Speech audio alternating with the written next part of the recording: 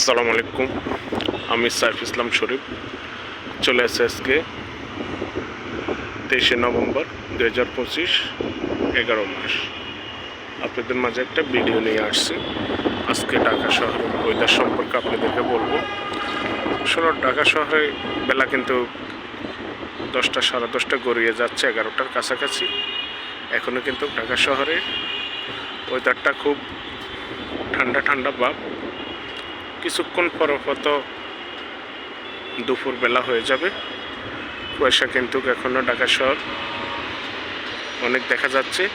তো বিষয়টা হচ্ছে এরকম যে শীতের সময় ঢাকা শহরটা যেদিন কিন্তু রৌদ্র উঠে সেদিন উঠে, যেদিন রৌদ্র না উঠে সেদিন ঢাকা শহরের অবস্থাটা এরকম হয়, ঠান্ডা ঠান্ডা অনুভব।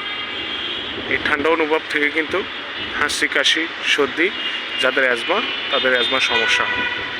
তারপরে আজকের ভিডিওটা ঢাকা শহরের কীরকম দেখলেন বা কী বুঝলেন, ওয়েদারটা কোন জেলায় কীরকম ওয়েদার ছিল, কমেন্টটা আপনারা জানিয়ে যাবেন।